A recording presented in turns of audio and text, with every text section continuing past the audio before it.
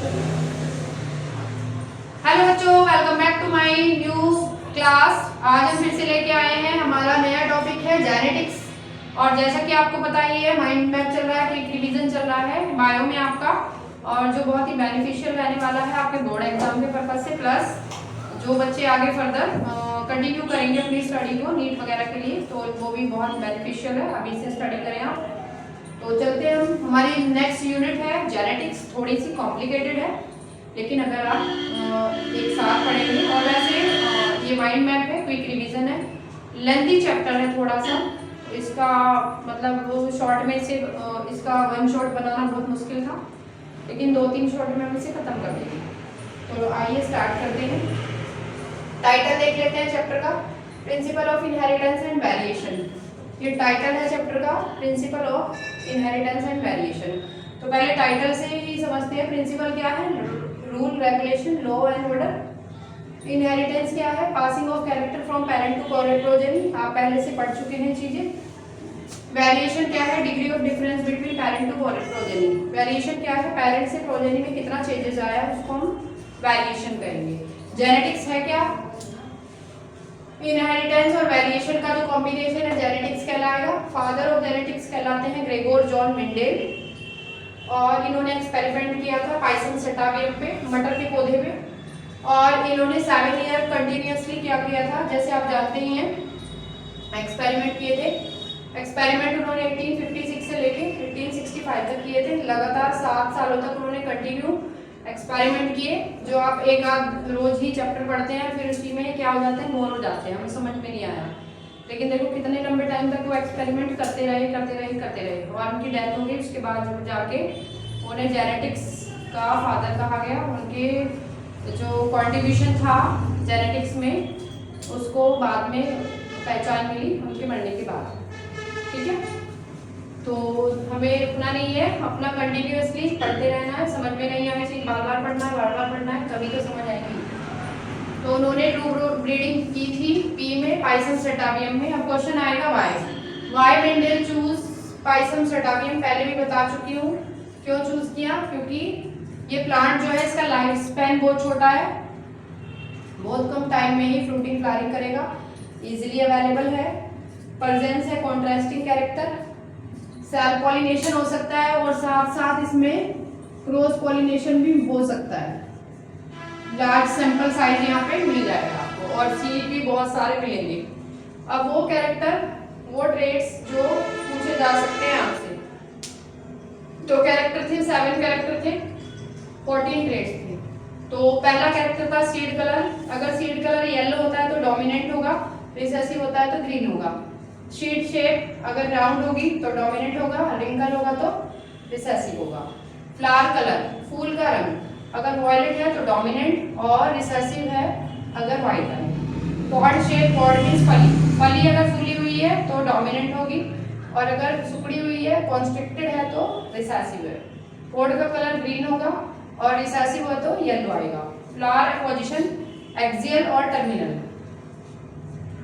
Axial है तो dominant, और टर्मिनल है तो रिसेसिव। स्टेम की हाइट, पौधा अगर लंबा है तो टॉल, डोमिनेंट, और रिसेसिव में आएगा डॉट। तो ये 7 कैरेक्टर थे, जिनसे 14 कॉन्ट्रास्टिंग ट्रेट्स मिलते हैं।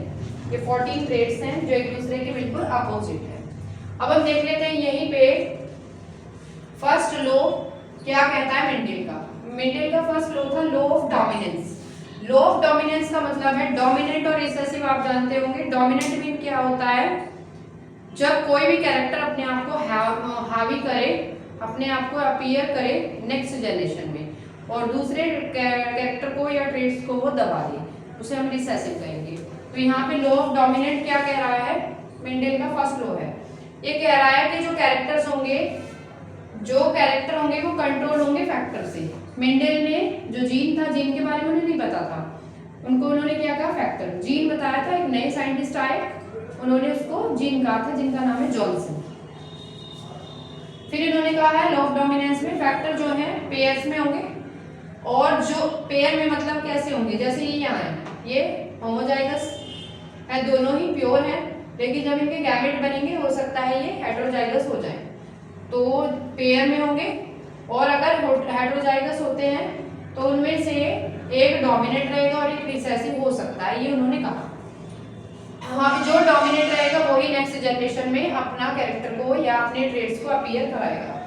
फिर है इस लॉ के कुछ एक्सेप्शन थे जो ध्यान रखना है। पहला है इनकम्प्लीट डोमिनेंस, और आपके एनसीईआरटी में दिया हुआ है, बहुत अच्छा एग्जांपल है स्नैपड्रैगन या एंथ्रेनियम मैचेस, इसका साइंटिफिक नाम है, इंपॉर्टेंट है।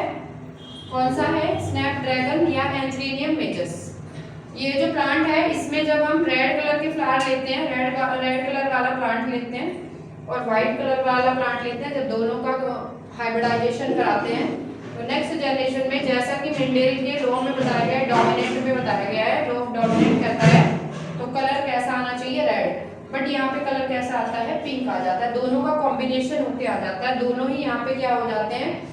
एक दूसरे के में मिक्स हो जाते हैं। तो ये एक तरह से एक्सेप्शन है किसका? लॉ ऑफ डोमिनेंस का।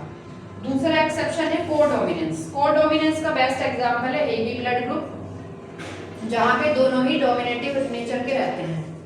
ए भी डोमिनेट होगा वहाँ पे, बी भी डोमिनेट होगा, ठीक है। अब यहाँ पे देख लेते हैं मोनोहाइब्रिड क्रॉस। मेंडेल ने एक कैरेक्टर को लिया और एक कैरेक्टर को लेकर ही इन्होंने क्रॉस कराया। तो मेन कैरेक्टर क्या था? प्लांट की। यहाँ पे मोनोहाइब्रिड क्रॉस में उन्होंने क्या चूज किया? एक कैरेक्टर चूज किया, प्लांट हाइट।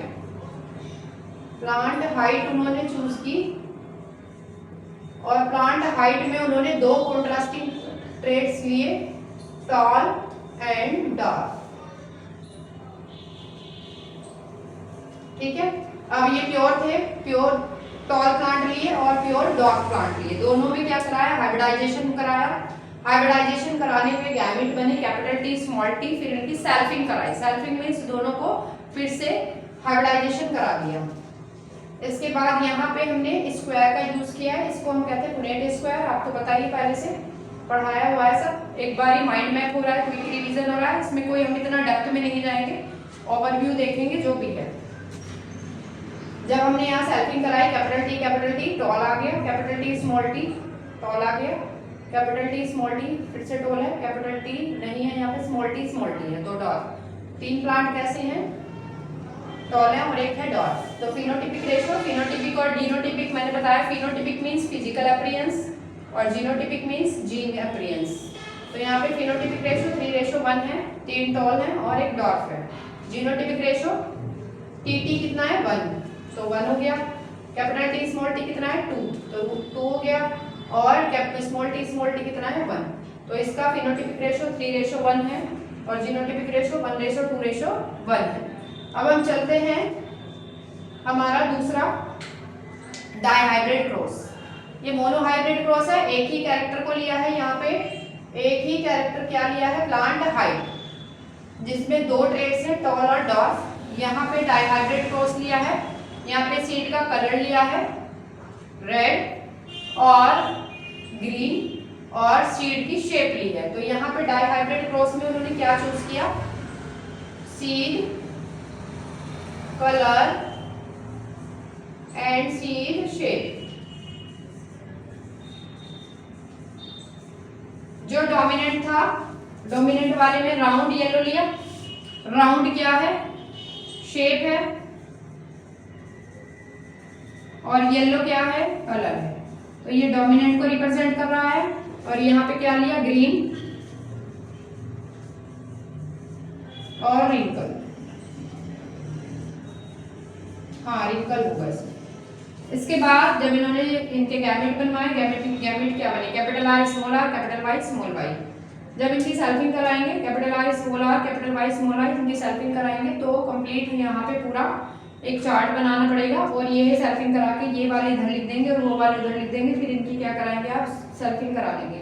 वो हम पहले करा चुके हैं, इसलिए बस फिनोटिपिक रेशो, जीनोटिपिक रेशो ही आप याद रखेंगे। फिनोटिपिक रेशो कितना होगा? 9:3:1 होगा। और जीनोटिपिक रेशो 121, 242, 121, ये याद रख सकते हैं हम। 1:1, 2:2, 1:1, ये आपका क्या होगा? जीनोटिपिक रेशो होगा। तो आई होप आपको इतना समझ में आया हो। अगर आप कहते हैं डाइहाइब्रिड क्रॉस हम दोबारा करा के बता सकते हैं आपको, लेकिन हम ये करा चुके हैं, बार बार हमें अभी टाइम कंज्यूम करना है, प्लस क्या करना है? हमें माइंड मैप करना है, क्विक रिवीजन करना है, क्योंकि हमारे एग्जाम अभी हाल फिलहाल में ही आने वाले हैं। ठीक है, दैट्स ऑल, थैंक यू। इसी तरह से आगे बढ़ते रहें।